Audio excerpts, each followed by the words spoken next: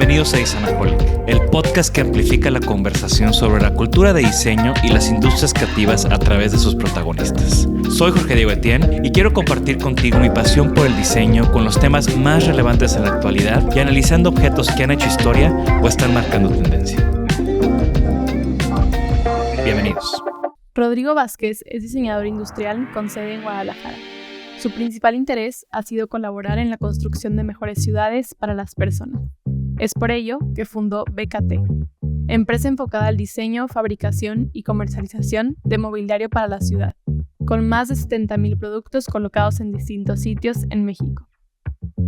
El día de hoy grabamos desde la casa de José Clemente Orozco en Guadalajara, donde Jorge Diego y Rodrigo platican sobre su interés por construir una ciudad más habitable, su experiencia como paisajista, el crecimiento de BKT y su proyecto de movilidad urbana con la bicicleta como transformadora de ciudades. Bienvenidos a un episodio más de Designaholic. Estamos arrancando en la temporada 3. Estoy muy emocionado porque estamos grabando en Guadalajara y estamos grabando en la casa de José Clemente Orozco, otro tapatío muy reconocido y que justamente tenemos uno de sus murales aquí atrás. Y curiosamente esta casa también es obra de 2 arquitectos, entre ellos está Fernando González Cortázar, entonces también es un espacio que tiene una energía y que tiene una vibra muy padre, como creo que Guadalajara en general la tiene. Y también estoy fascinado por tener conmigo el día de hoy a Rodrigo Vázquez, otra persona que ha hecho mucho por la ciudad de Guadalajara, que yo creo que tus proyectos tienen mucho que ver con esa nueva cara, con esa nueva vibra de ciudad de Guadalajara. Y pues bienvenido, Rodrigo. Muchísimas gracias, Jorge Diego. La verdad es, como platicábamos hace un momento, un honor que me consideres. Digo, aparte de ser grandes amigos, a veces yo me distancio un poco de la escena del diseño como tal, pero pues tratamos de influir o estar en esa escena también de algún modo desde lo que hacemos, ¿no? Entonces, muchísimas gracias por la invitación. A ver cómo nos va. Uno con el eco y otro porque tú y yo platicamos hasta por los codos y es difícil poner una pausa, ¿no? Pero bueno, Rodrigo, actualmente diriges BKT. Platícanos un poco de qué es BKT para nuestra audiencia. Bueno, me gusta empezar diciendo qué es BKT, ¿no? O sea, la palabra de siglas, yo ya la asumo como tal. A veces, no te lo niego, a veces no me gustaba tanto el nombre, pero la razón del nombre es una onomatopeya de banqueta. Entonces, la banqueta siempre para mí fue un espacio muy interesante porque conectaba lo privado con lo público, es lo que nos conecta a nuestras casas con el resto de la ciudad. Entonces, cursando la carrera, casi ya terminando la carrera de diseño industrial en la Universidad de Guadalajara, traté de especializarme en el tema de espacio público y pues siempre trataba de reflexionar las cosas, los sistemas, objetos, situaciones que se daban en el espacio público, en las banquetas. Ya después se conectan con parques, se conectan con espacios públicos, se conectan con espacios privados al exterior, con acceso al público. Y encontré una realización personal, encontré que podía colaborar con personas para crear un proyecto que desarrollara tanto diseño como más cosas que podemos ir platicando alrededor de lo que necesita una ciudad para ser más habitable. Puedo platicar que fundamos BKT Mobiliario Urbano hace cerca ya de 18 años y la finalidad es muy genuina, es hacer piezas de diseño, mobiliario urbano, que fuera útil para las personas y que cumpliera esa parte funcional para los que lo mantienen, los que lo cuidan en la ciudad, ¿no? Entonces, pues empezó como una cosa muy naif, que en el proceso te vas dando cuenta de lo complejo que es, o me fui dando cuenta de lo complejo que era, y pues hoy ya es un grupo mucho más amplio de lo que en un principio concebí. Hoy ya se han derivado otras empresas, ya es un grupo de empresas. Hay una que se dedica a la micromovilidad, especializada en el tema de bicicletas compartidas. La de mobiliario urbano sigue con un perfil muy particular de diseñar, fabricar y comercializar mobiliario urbano. Y en conjunto, pues grupo de personas talentoso de distintas profesiones, pues ya somos alrededor de 250 personas, ¿no? Desde los que están en la parte de la operación, en la parte de fabricación, ingenieros, técnicos, cada empresa en su ramo, pero todos tratando de incidir en la vida de las personas, buscando mejorarla.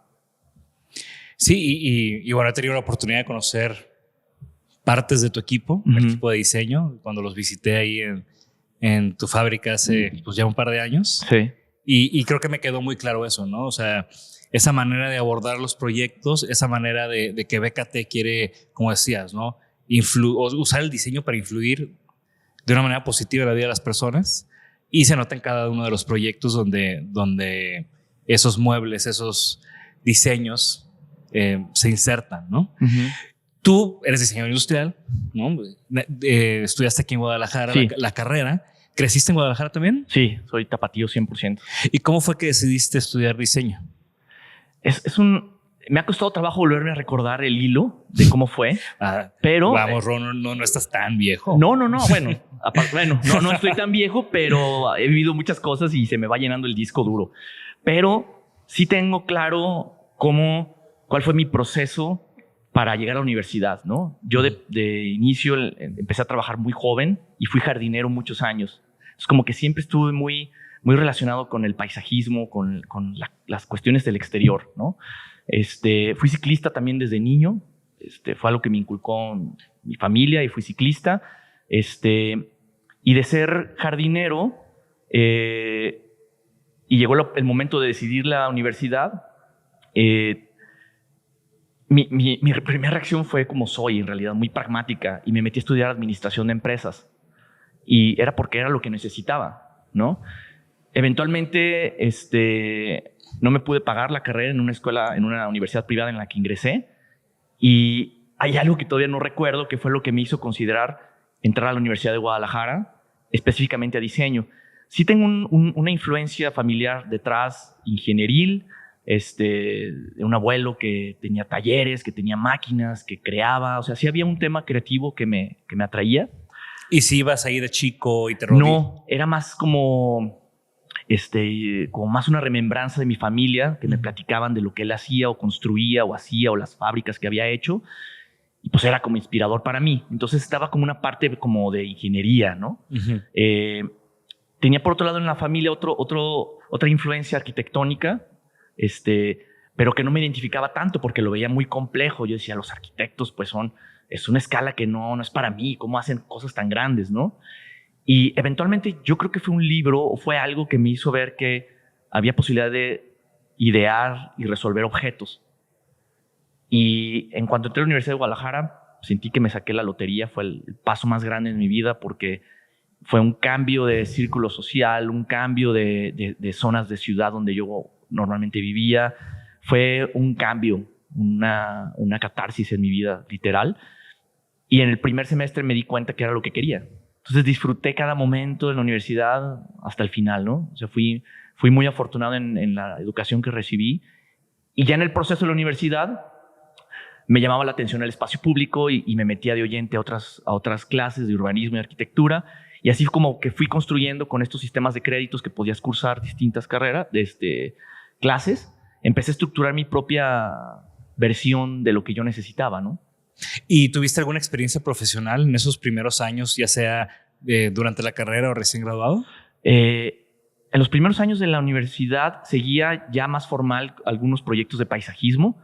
Entonces ya empecé como a sentir las cuestiones de contratos y cosas así que me empezaron a enseñar el qué quería, no quería, el cómo se debían hacer las cosas, formalizarte. Creo que desde entonces ya estoy pagando impuestos desde el 90 y tantos. O sea, empecé a hacer un recuento de eso y siempre como que quise ser muy formal y en hacer las cosas muy, muy estructuradas y muy bien hechas, ¿no? Desde ese tiempo. Entonces, tuve esa experiencia al principio de la universidad y después por necesidad pues salieron algunos trabajos de realizar algún stand en la FIL, de la Feria del Libro, unas experiencias muy padres. Y después tuve la oportunidad de irme a estudiar a Holanda. Estuve en la Design Academy un año y medio, 2, y allá concluí la carrera. O sea, me quedé allá. Okay. Empecé como con el concepto de mi tesis y regresé a terminar la tesis y a presentarla. ¿En qué año estuviste en Holanda? Del 2002 al 2004, más o menos en ese periodo, más o menos. Pues y era un periodo muy bueno del Design Academy. Todavía estaba Lee Edelkurt al frente y tal vez ya no estaban los Drucks y los Marcel Wanders involucrados, pero todavía había esa energía, ¿no? Sí, Lea estaba ahí. Ella influenciaba mucho con todo el tema de cómo concebir el diseño desde la parte conceptual. Dejábamos a un lado muchísimo eso me influenció mucho. El diseño no importaba, como tal, la forma, ¿no? Los resultados a veces eran editoriales, a veces eran videos. Yo estaba en un área que se llamaba Men and Public Space y te enseñaban a que el resultado no necesariamente era un objeto. Entonces eso como que retaba mucho la creatividad y la colaboración y reflexionar sobre cómo solucionar los problemas de la ciudad. Claro. ¿Quién estaba encabezando ese programa? O algún maestro que te haya, que recuerdes que haya tenido como un impacto en ti. No, ahorita no tengo memoria de algún maestro que me haya influenciado. También lo importante de Design Academy es que Eindhoven es un pueblo y estás completamente inmerso en la escuela y en los proyectos y la energía de la escuela. Es una escuela con puros creativos, entonces... Sí, ahí lo que estaba... no quiero decir que superaba a los maestros, era la comunidad alrededor. O sea, sí te puedo platicar de algunos compañeros que estaban ahí. Nitzan Cohen, que colaboró muchos años con Konstantin Grieg.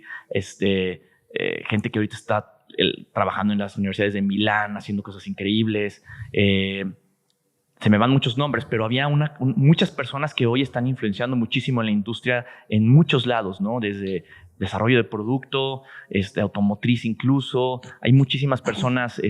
Arte. Yo trabajé en Holanda en el 2008 y me tocó ir al Graduate Show en octubre. En Ámsterdam. Estaba en Ámsterdam y fui a Eindhoven al Graduate Show de Design Academy y sí, es punto y aparte. O sea, el programa, sobre todo en esos años, era punto y aparte. Y qué padre. Yo no sabía que habías estudiado en Eindhoven hasta que hice mi research para este episodio. Y esa experiencia transformativa, no te quedaste en Europa. No. O sea, querías regresar y querías hacer cosas aquí. Sí, cuando estaba terminando ya el programa, salió una oportunidad de trabajar en Ámsterdam con un arquitecto y la tomé por el hecho de poder vivir otro periodo ahí. Y me ayudó también como a estructurar mi mente de qué quería hacer, ¿no? Y pues obviamente empecé a reflexionar mis posibilidades de quedarme en Europa o regresar con muchísimas ganas de lo que podía aportar, ¿no? Fue una reconexión para mí con el tema de la movilidad. O sea, me volvió yo andaba mucho en bici de niño, dejé de usarla circunstancialmente por alguna razón en un periodo de la vida y volví a usarla masivamente en Holanda. Claro, ¿no? o sea, entonces, Holanda es la bicicleta sobre el carro, sobre el peatón inclusive. O sea. Es otro, pero es muy curioso porque es algo que empezó a ocurrir en los 70s. O sea, no eran tantos años de los 70s a los 2000s de que ocurrió un cambio, ¿no? Entonces yo como que contaba mis tiempos, mis posibilidades, y ¿sabes qué? Tengo más que aportar a México, a mi comunidad, a mi ciudad, que lo que me pueda quedar aquí, porque también es pues Holanda y Ámsterdam y las posibilidades de ahí, pues eran trabajos súper sofisticados que no me llenaban.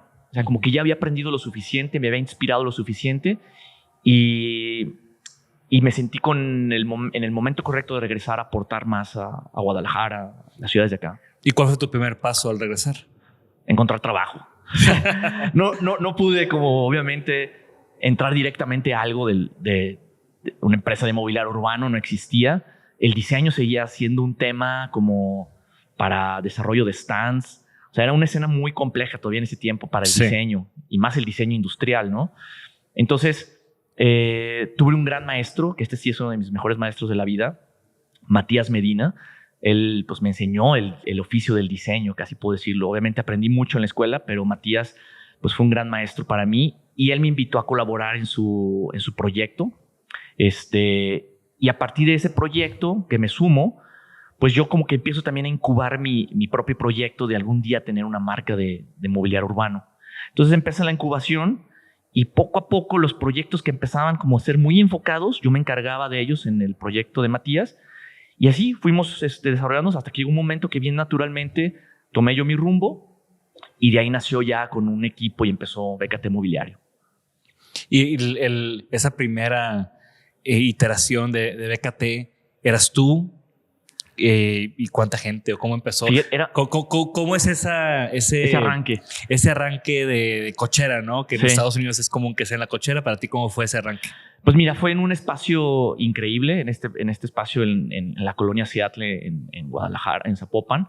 Era una oficina, pues no era ni siquiera un garage, era un huerto súper a toda madre con arbolitos, una oficina muy enfocada en desarrollo de producto.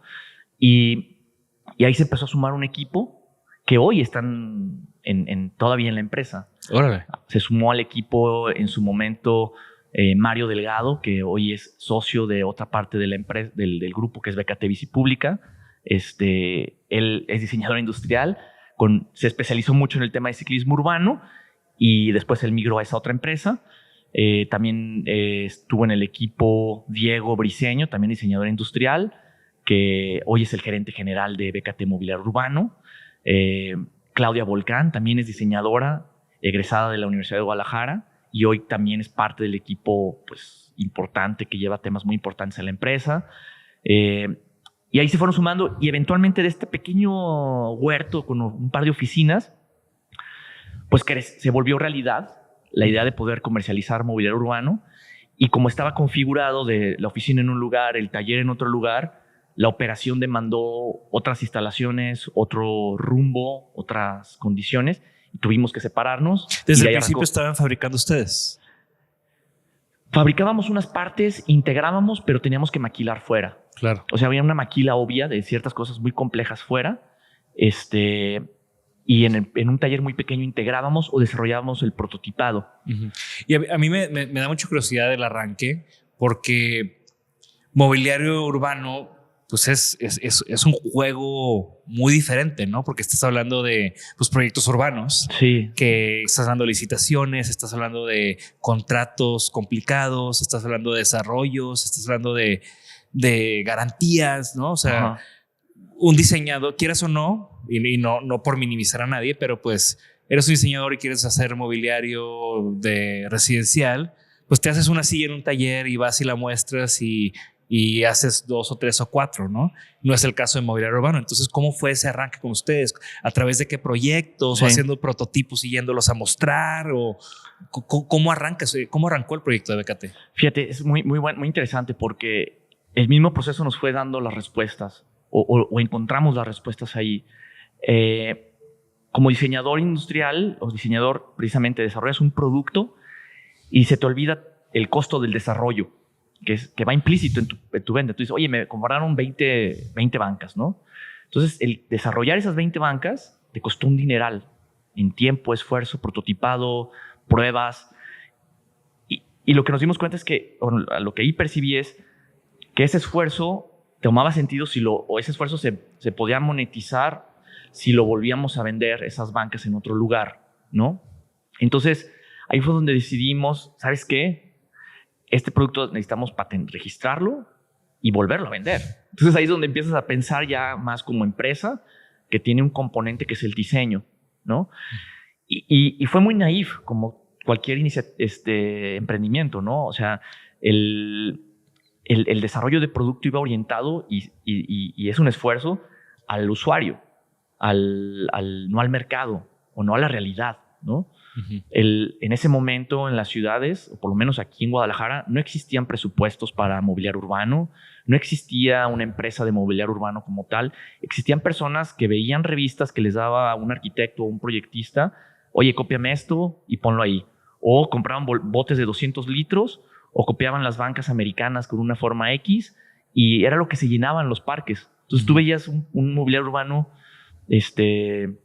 súper homogéneo, todo muy parecido, pero muy feo, sin ningún significado.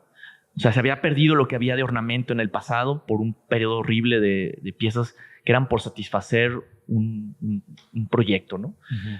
Y ahí encontramos ese nicho de oportunidad de de llegar con una banca que no respondía a un mercado, porque si hubiéramos hecho un estudio de mercado como se debía hacer, pues el mercado costaban 1,000 pesos y nuestras bancas costaban 10 veces eso. Entonces te llegabas a cualquier proyecto y te decían, estás loco, nadie te va a comprar eso porque pues se sale del presupuesto, nadie lo tiene presupuestado, ideado. Creo que era eso, ¿no? Ni siquiera había un presupuesto. No había un presupuesto, no había un contexto donde cupiera nuestra idea. Entonces tuvimos que picar piedra, tuvimos productos, objetos bien simbólicos con los que podíamos fabricar, con lo que podíamos transformar, con lo que había de recursos. Tratamos de darle mucho significado a nuestros productos y diciendo, pues bueno, no voy a vender cientos ni decenas, voy a vender un par. Y hubo que regalar un par, hubo que nos vieran la cara muchas veces.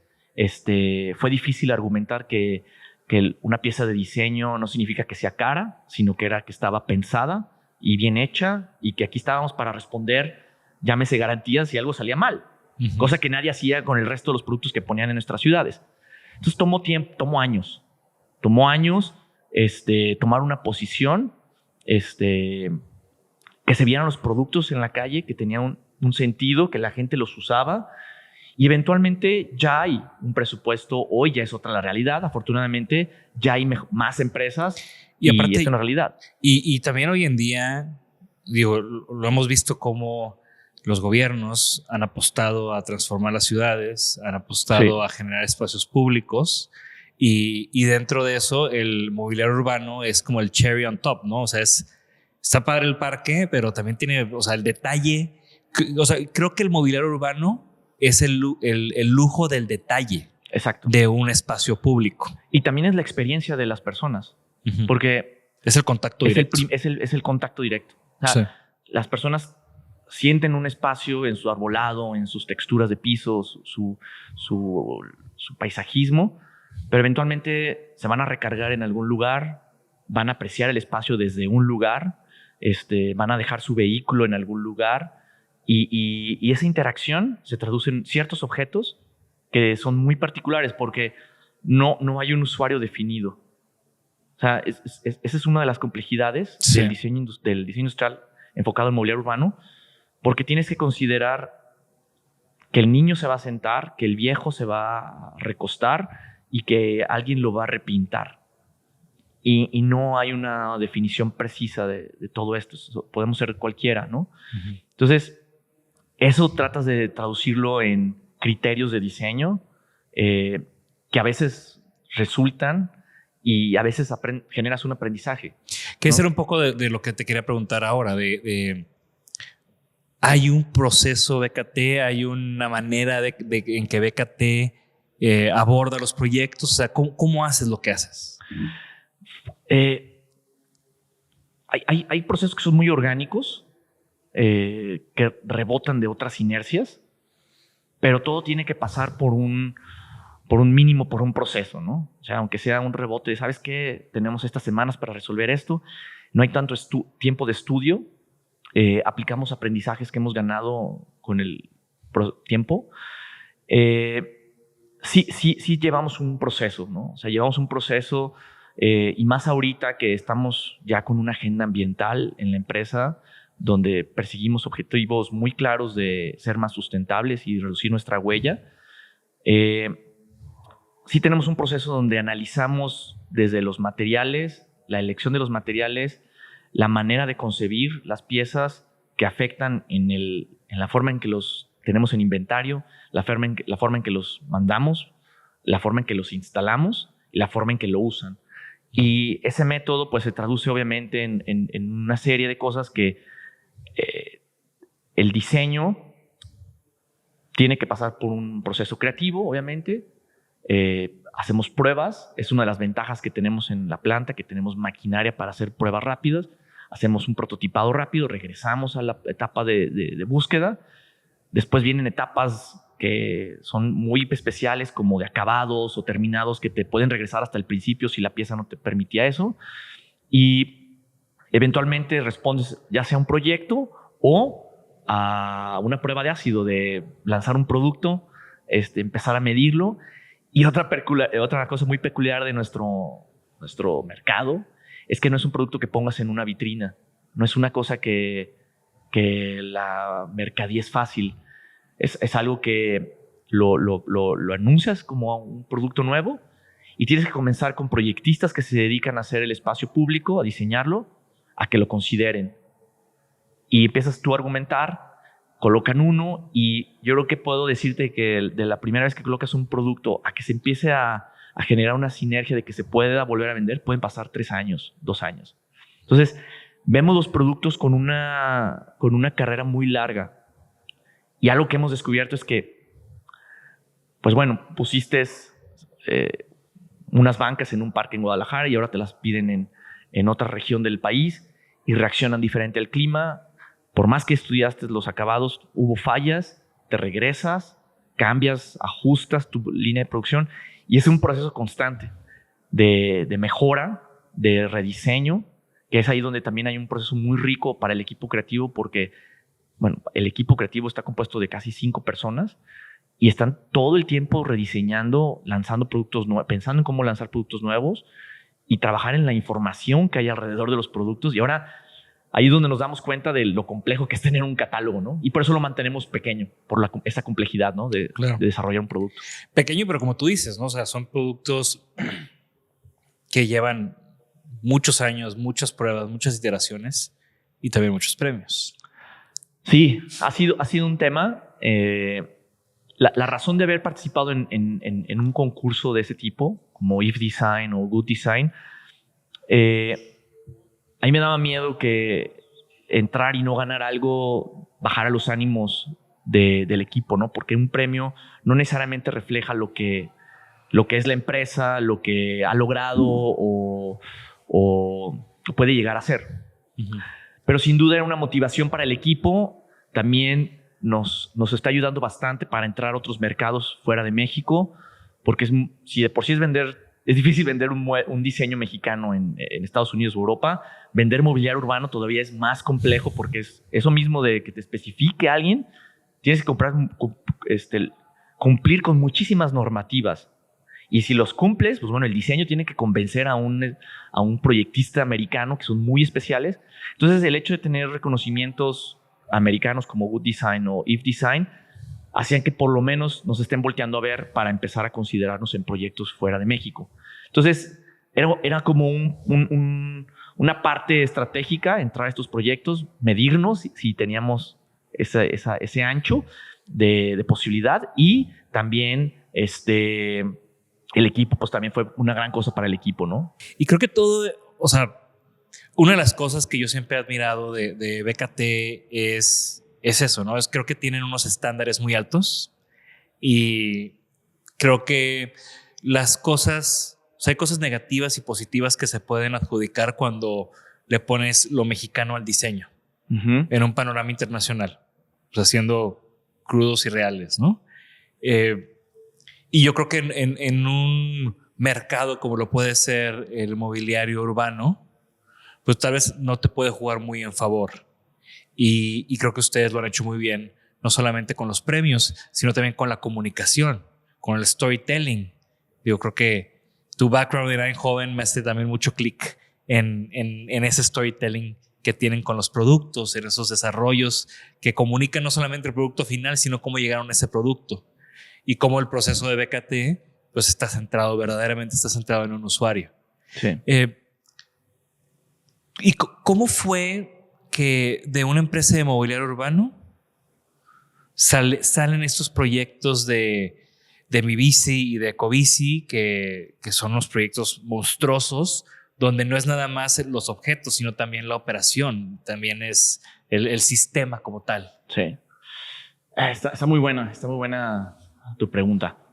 Y me regreso un poquito al principio, al origen del fondo de esto, ¿no? Yo creo mucho en los símbolos que hay en la ciudad y yo creo que cada símbolo va construyendo una comunidad y la realidad es que nos hace muchísima falta símbolos de belleza, de paz, de armonía, de integración, de sistematización, de lógica palpable, que los objetos lo pueden dar. O pueden provocar, o pueden incitar, entonces, o pueden influenciar. Cuando estás en una calle y ves todo caótico y empiezas a ver ciertas cosas que te hacen sentido, desde cómo acomodas una tuerca hasta cómo se coloca un semáforo o cómo se dispone una banqueta, todo genera unas condiciones favorables o no a las personas. Entonces, en ese mismo ejercicio, también creo que la bicicleta es un transformador de ciudad. Entonces, la forma en cómo llegamos a este tema del ciclismo en la empresa, pues viene de nuestra pasión de creer eso. Y en algún momento de la vida de la empresa, el tema del ciclismo lo traducimos, o cómo podíamos influir, aportar en unos racks para estacionar bicicletas. Entonces, sí venía de una tesis mía que argumentaba o planteaba que poner estacionamientos de bicicletas detonaba que hubiera más ciclistas. Claro. Esa era la tesis, ¿no? O la hipótesis. Y la empezamos a hacer realidad, dándonos cuenta que a mayor cantidad de estacionamientos de bicicletas, más usuarios llegaban a estos sitios porque consideraban que podían llegar. Por esa simple razón. Podías amarrarte en un árbol, pero si tenías un espacio digno donde ponerte, generabas algo. Y eso era un símbolo, ¿no? Era un tubo con una pieza de hule montada en ella. Que ahí te interrumpo y digo, o sea, creo que mencionaste la palabra digno. Exacto. Y eso es lo que yo, o sea, ahorita qué bueno que mencionaste esa parte de hule, porque es lo que creo que al final, pues sí puedes amarrar tu bici en muchos lugares y se pueden diseñar racks, pero pues al final solamente un ciclista que conoce... Que se fija que alguien se fijó en ese detalle. Exacto. Que no lastimara la bicicleta cuando la... Era un signo. Sí. Entonces, nos dimos cuenta que había una reacción positiva a eso. Tuvimos que donar muchísimas piezas para que creyera la gente en ello. No había legislación. Si hubiéramos ido a preguntarle al gobierno si podíamos venderle a un restaurante un estacionamiento de bicis, obvio hubieran dicho que no. Entonces fue como un acto anárquico. Hubieran pedido un moche también. Pues, tal vez. Entonces lo que empezamos a hacer fue donarles, decirle a las personas, ponlo aquí, si cualquier cosa me hablas. Y fue un éxito. Fue un éxito porque la gente empezó a ver que sí es cierto que la gente llegaba y empezaban a hacerse visibles esos ciclistas que sí existían, ¿no? Uh-huh. De ahí a cómo llegamos a que la empresa se hiciera otra empresa enfocada a la bici pública, también fue el diseño. En un momento, cuando estaba ocurriendo lo de París, las bicis públicas de París, que se llama Believe, uh-huh. Lo estaba desarrollando JCDecaux, que es una empresa francesa de publicidad exterior que se preocupa muchísimo por el diseño.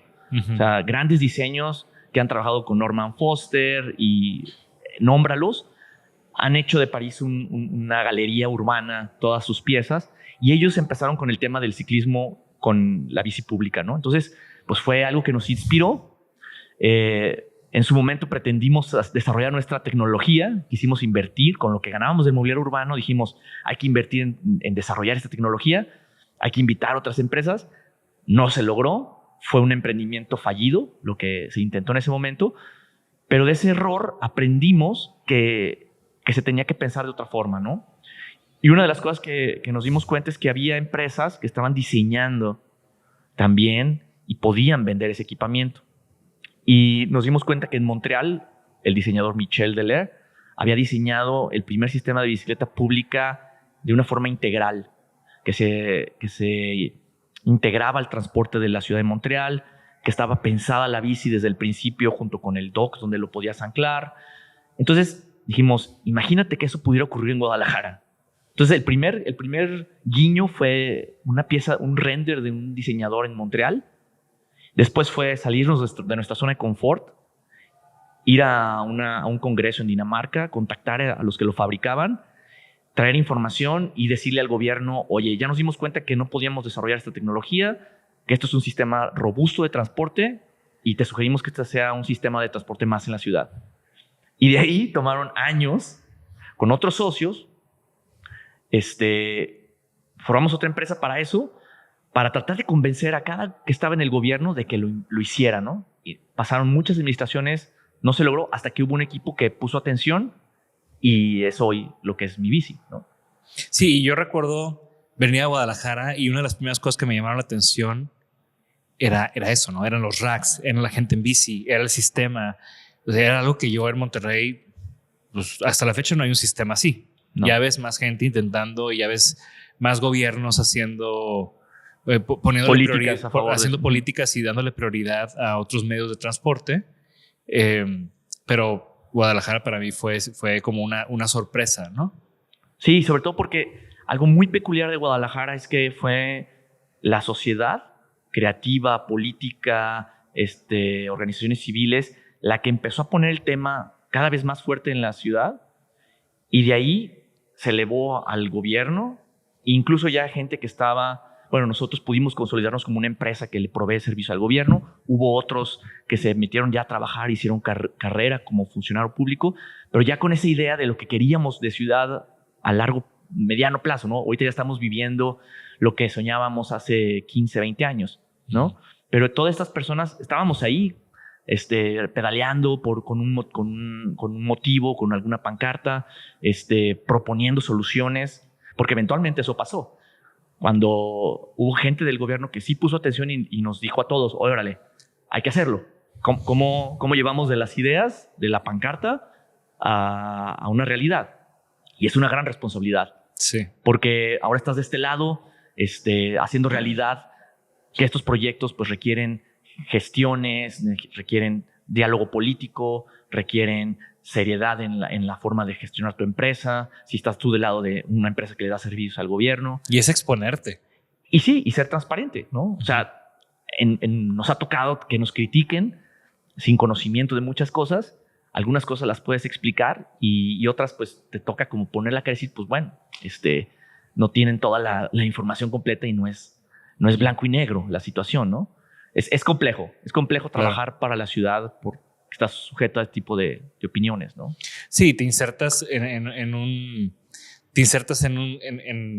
una dinámica muy compleja como lo es la relación de una sociedad con su gobierno y sí, viceversa. Sí, porque generalmente culpamos a todo el gobierno, pero tenemos el gobierno que nos merecemos. Y es triste porque si tenemos las ciudades que tenemos también es por nosotros mismos. Entonces, ¿cuántos proyectos no se deberían realizar y no se realizan por la falta del talento que está apático a hacer un proyecto que influencie en tu comunidad, para empezar, ¿no? Claro. Porque nosotros realmente queríamos mejorar nuestro barrio. Empezamos con el entorno inmediato. No imaginábamos que algún día íbamos a ayudar a la Ciudad de México a operar su gran sistema de bici pública, ¿no? Que eso fue, o sea, después de todo lo que pasó aquí en Guadalajara con Mi Bici. Sí, después de consolidarnos, pues ya Mi Bici ya cumplió 9 años. Y el proyecto en Ciudad de México arrancó hace un año. Entonces la Ciudad de México quería cambiar su tecnología, el operador, y hubo una licitación internacional que fue de mucho tiempo, muchos meses duró, y finalmente resultamos ganadores en conjunto con un consorcio. Nos encargamos nosotros de la operación, la tecnología es Lyft, es una empresa americana, y otro socio que es 5M2, Grupo Expansión, que es el inversionista. Entonces es un consorcio que se encarga de darle el servicio a la ciudad y a la ciudadanía, ¿no? Wow, pero creo que eso es o sea, primero haber ganado ese proyecto, pues habla muy bien de ustedes, y segundo, que lo estén haciendo, pues también es un gran reto, ¿no? Es la Ciudad de México, o sea, o sea, no sé cómo son los números, pero si aquí tienes X bicis, allá tienes 10 veces sí, es 3 veces más grande, y obviamente el reto es igual de grande, ¿no? Claro. Es otra, pero esta empresa está compuesto de un gran equipo talentoso que lo hace posible. O sea, es un equipo gigante con distintas áreas operativas, de análisis de datos. Hay muchísimas personas involucradas para que un proyecto de ese tipo se haga realidad. Y creo que ahí es donde yo me siento muy cómodo, ya aquí abriendo la honestidad, diciéndote, me ha sido un reto para mí en lo personal cuando platico de estas cosas de sistemas y luego digo, bueno, ¿dónde quedó el diseño, no? ¿Dónde está mi parte, mi core? O ¿cuál era mi core, no? Uh-huh. Era ser jardinero, era hablar de sistemas de bicicleta pública. Y sí te puedo decir que el diseño industrial o el diseño, lo puedo como enfocar ahí, sigue siendo un lugar donde encuentro mucha paz porque influencia en muchas partes de la empresa. Claro. Porque desde cómo se ve la señalética de dentro de la empresa me preocupa y hay gente que se preocupa y hay que trabajar en eso, hay que hacerlo. Desde la forma de comunicar, desde la forma en que se ven los vehículos, desde la forma en que se resuelven los productos que hace Mobiliario Urbano. Y la experiencia de usuario. Al final, la experiencia de usuario... Hay muchas cosas que desde el diseño puedes aportar en la mejora de las personas. Y siempre buscamos colaboraciones, siempre he buscado que los mejores se sumen al equipo en la medida de las posibilidades de la empresa. Y es eso. O sea, no hay autores, no hay eso. Y por eso puedes ver reflejado en el tema de mobiliario urbano, puedes ver pues una diversidad, ¿no? Cada vez queremos generar más colaboraciones con personas que están abiertas a sumarse. Y ahí nos sentimos, yo me siento cómodo y la empresa también se siente cómoda en cómo cuidamos el tema del diseño. Porque sigue siendo y será, por lo menos mientras yo esté ahí, un eje. Claro, es una design-driven company. Sí.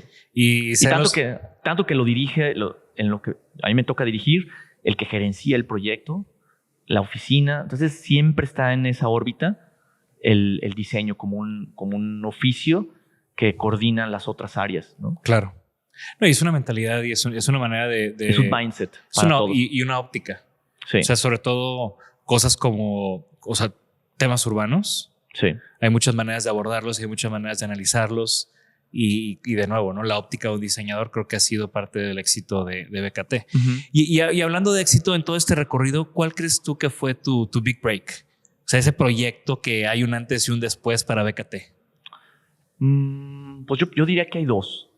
Uno fue para mí la confianza del equipo de Sordo Madaleno y de los que crearon Andares. Yo les planteé la idea de que nos permitieran diseñar el mobiliario urbano para su plaza, que era después de Antara, Andares fue como la siguiente plaza que fue abierta, que rompió el esquema de estas cuestiones del mall cerrado. Sí. Y de ahí ya se desdobló en muchísimas ciudades este fenómeno, ¿no? Entonces, en su momento logramos convencer de que nos contrataran el diseño de productos únicamente para ellos. Y era un set de banca, asiento, basurero, kioscos. Y esas piezas hasta se cumplieron, no sé si casi 10, 12, no, más años. Las estamos empezando a renovar, pero duraron 10 años y fueron un referente local, incluso a veces nacional. Entonces eso fue para nosotros un gran paso. Y también asociarte con ese tipo de arquitectos y desarrolladores. Que demandaban mucho, que te exigían mucho, que te pedían que mejoraras. Entonces nuestra postura era no tan arquitectónica, más como volteando a ver solo el producto, pero cuando ya lo ves en la escena y lo que te pide, cómo se integre, nos demandó mucho, nos empujó, pudimos prototipar, pudimos hacer como el ideal de un despacho, ¿no? De que te contrataran una serie de piezas y pudieras hacerlo, lo vivimos y de ahí nació, ¿no? Sin duda el hecho de haber podido fabricar algunas piezas que ahí siguen, pues le dio el recurso a la empresa para sumar más personas, contar con recursos para poder fabricar, ¿no? Uh-huh. Y el otro momento, pues sin duda fue lograr hacer el proyecto de BKT Bici Pública, que se concretó cuando el gobierno de Jalisco hizo Mi Bici. Porque uh-huh. fueron 8 años sin un centavo en esa empresa, apostando todo para que algún día creyeran en él. Entonces fueron 8 años que yo admiro a mis socios en esa empresa que creyeron en esa idea. 8 años sin recibir un peso. Solamente, es que sí, algún día lo vamos a lograr. Y era la cosa más difícil del mundo, yo creo. Uh-huh. Y cuando se logra fue como increíble, porque fue un antes y después para la ciudad, para nosotros, para muchas cosas, ¿no? Y hoy en día, de 8 años sin recibir dinero, hoy en día operan ¿cuántas bicicletas ya si combinas México y Guadalajara? 12,000. Es un gran número. 12,000, es casi lo que tiene Nueva York. Somos el principal operador del país, uno de los principales a nivel América. Entonces, sí, ya es una cosa seria, ¿no? Es una cosa seria la cantidad de familias que viven de este proyecto, uh-huh. ¿no? Cambiando un poco el tema, por lo general no me acuerdo cuando, o sea, siempre le pregunto a mis invitados cómo nos conocimos. Por lo general no me acuerdo, pero contigo me acuerdo perfecto, que fue justo en el teatro. Ya, Después, sí, cierto. diste una conferencia. El Teatro Degollado. El Cordero Degollado, a través de Casil nos conocimos y justo diste esta conferencia y de nuevo fue una admiración instantánea. Todo este trabajo, toda esta labor y toda esta manera de, o sea, al final es como el ideal de cualquier diseñador, ¿no? Es tener un impacto masivo en la gente a través de buenos productos, ¿no? Y todavía recuerdo ahí en el backstage platicar contigo y que nos presentaran y a partir de ahí pues nos hemos seguido topando y juntando y demás y me ha tocado ver, pues eso no fue hace tanto, va a haber sido hace unos 5 o 6 años, pero también me ha tocado ver cómo en estos 5 o 6 años también tu proyecto pues cada vez va evolucionando y va creciendo, ¿no? La publicación que tuvieron recientemente, que hiciste recientemente. Bueno, estamos por sacarla. La segunda. La segunda. La Por segunda. eso la primera publicación, de nuevo hablando del storytelling, hablando de cómo you own your brand, ¿no? O sea, y la proyectas y cuentas la historia y no es cualquier folleto, ¿no? No es cualquier catálogo, es una referencia, ¿no? Yo la tengo y la veo y la consulto en ocasiones y creo que va mucho con esa mentalidad tuya de aportar. O sea, no solamente te voy a dar un catálogo mío, te voy a aportar. Aquí hay un contenido, aquí hay una investigación, una información que va a hacer que no solamente sea un catálogo, sino que sea algo de referencia, ¿no? Y lo veo, subsecuentemente lo veo en muchos de tus proyectos y cómo abordan las cosas en BKT. En todo este camino, Ro, ¿qué has aprendido? ¿Qué te gustaría compartir con nuestra audiencia? ¿Algún consejo, algún aprendizaje? Es buen tema. Sabes que asumiendo que la audiencia es cualquier persona, no puedo dirigirme en algo. Sí, no vayas a decir guarden sus archivos cada 5 minutos. Sí, yo pienso que estamos expuestos a muchísimas posibilidades todo el tiempo de conocer a una persona, de viajar, de transformar nuestras realidades. Y la primera vez que pude hacer un viaje largo, fuera de mi realidad, realmente fuera, pues traté de esa experiencia materializarla de algún modo. O sea, no di por default estar tan lejos y desaprovechar la oportunidad de lo que había aprendido, ejecutarlo y materializarlo en algo. O sea, me gusta ser, o quisiera que hubiera más personas resolutivos, que fueran más capaces de entender ciertas cosas, realidades que ves en otros lugares o cosas que pueden transformar y que las puedan ejecutar. Y lograr transmitir eso a las demás personas, me gustaría ser más asertivo. Creo que es algo que me gustaría lograr hacer o que me gustaría lograr transmitir, porque no es tan complicado, pues. O sea, hoy es más fácil viajar a Estados Unidos, a Sudamérica, a Europa, que antes. Antes era una gran cosa. Bueno, por lo menos para mi economía personal era algo imposible y lo logré. Y cuando ya estoy allá dije, no, pues esta oportunidad le saco el jugo hasta donde pueda, ¿no? Entonces, cada fin de semana es una oportunidad de aprender algo y regresar en la semana y eso, hacer algo con ello, ¿no? De ir a surfear. Sí, o sea, cualquier cosa te puede ayudar a transformarte a ti y a transformar la vida de los demás, ¿no? Y el diseño sí transforma la vida de las personas. Desde los objetos cotidianos hasta el transporte público donde circulas, ¿no? Entonces, el impacto que tenemos en los demás es igual de importante. Si lo haces con una persona, si lo haces con miles. Uh-huh. Lo veo de la misma dimensión, pues. O sea, veo la misma relevancia que el reposabrazos de tu banca esté en la posición adecuada, esté cómoda, esté bella, como la interfase del sistema de bici pública sea una gran experiencia y la gente quiera volver a usar su bici y se inspire a usar más la bici y se voltee a ver con la persona de al lado cuando está en un alto y llegue a un cruce y se dé cuenta que por ahí pasan los peatones y se cruzan las miradas. Todo eso es resultado del diseño. Uh-huh. No es al azar. Ajá, no hay un azar. O sea, sí hay una cosa que puede ser influenciada por nuestro oficio. Claro. Y con todos estos logros, que estoy seguro que todavía faltan muchos y que son constantes, ¿tienes algún sueño? Sabes que en esta etapa estoy en una etapa muy compleja porque empiezas a tener tanta colaboración, empiezas a ver tantos talentos que mi aportación se va reduciendo a ciertos puntos estratégicos. Y es un gran reto para mí en este momento reinventar mi forma de aportar a estos equipos. Porque emprendes, sí o sí, y te haces administrador, aprendes Excel, aprendes las cosas que necesitas para funcionar y luego eventualmente no eres el mejor en eso. O sea, tu capacitación, tu pasión o todo no está ahí. Entonces, cada vez soy menos el indicado para dirigir ciertas cosas. Estoy en un proceso también como de búsqueda donde puedo aportar más, donde puedo imaginar más escenarios, más futuros, y que me motive a mí también, ¿no? Porque en todos mis proyectos el dinero nunca ha sido una motivación. Si bien construyo empresas que generan rendimiento para que funcionen, eso es una cosa.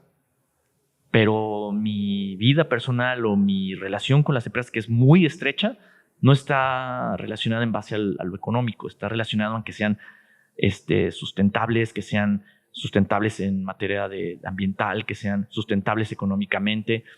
Y eso es lo que me apasiona, ¿no? Entonces ahorita estoy en un proceso nuevo de admirar los talentos que hay en la empresa, de aprender cosas nuevas y de buscar cómo este proyecto que siga caminando, siga influenciando a sus comunidades donde está. Y buscar nuevos sueños, entonces. Sí, creo que ahorita no te puedo decir cuál es el sueño, porque estoy viéndolos. O sea, hay muchas cosas que estoy viendo y las cosas que soñé hace tiempo las estoy viendo. Entonces ahorita estoy como padeciéndolas, disfrutándolas, asumiendo la responsabilidad de ellas. Y en esa nube estoy tratando de pensar en, bueno, ok, es esto y qué sigue, ¿no? Porque pues no va a ser siempre así. Y tampoco me la va a ser como el estresado o el que persiga rendimientos, ¿no? O sea, creo que mi capacidad y mi está en otro lado, ¿no? También. Claro.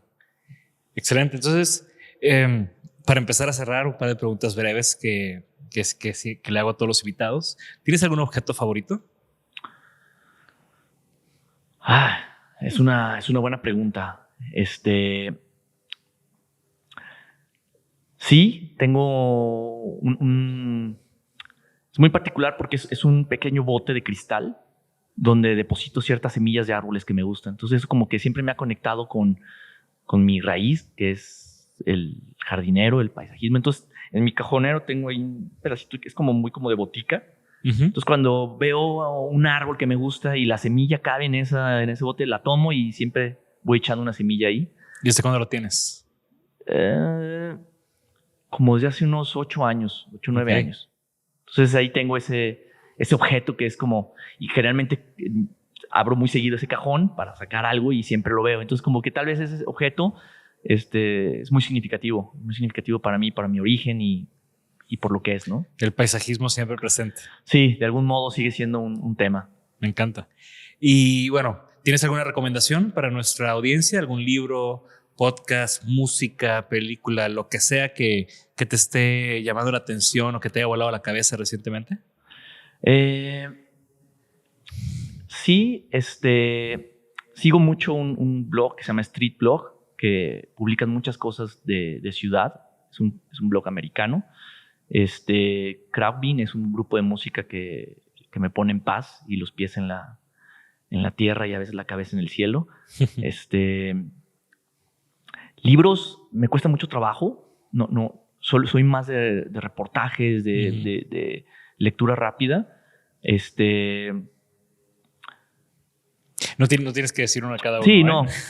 Pero sobre todo eso, en cuestión de lectura, eso es lo que leo mucho con mi hijo. Es como mi pasión ahorita es siempre dormirlo y leerle un libro.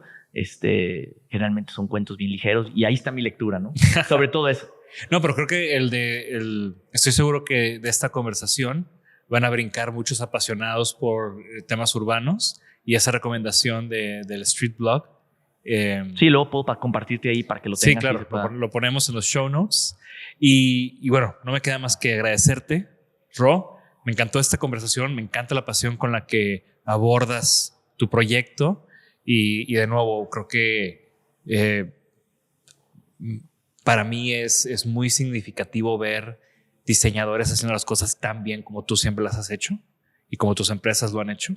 Y es un gran ejemplo del poder que tiene el diseño y como lo platicamos muchas veces, ¿no? De tener un impacto positivo en la sociedad, de transformar ciudades, de cambiar comportamientos de la gente. Y BKT lo ha logrado y es algo que se debe celebrar. No, pues gracias. Gracias y pues bueno, eso se lo extiendo a todo el equipote que hay detrás, ¿no? Claro. Ellos son los que se preocupan de esos detalles, de materializar estas visiones, esta visión de la que hemos hablado. Así que no queda más que de nuevo agradecerte, Ro, agradecer a Jorge detrás de las cámaras, el que hace que nos veamos bien y que todo se escuche bien. Ojalá y este episodio sí se escuche bien con el tema que tenemos del eco. Gracias también a Kasim que facilitó estar en este gran espacio de la casa de José Clemente Orozco aquí en Guadalajara. Y de nuevo, estén pendientes de nuestras redes sociales, de nuestro canal de YouTube, comenten, conocen los productos de BKT, han interactuado con ellos. Los productos están por todo México, entonces estoy seguro que si se meten ahorita y ven las redes de BKT, van a encontrar algún producto que seguro ya usaron en algún espacio público, donde sea que nos escuchen y que nos vean. Así que comenten. Estoy seguro que Ro va a estar pendiente de esos comentarios y si no, yo te los mando. Esto fue Designaholic. Estamos en la temporada 3. Hasta la próxima. Gracias por escucharnos.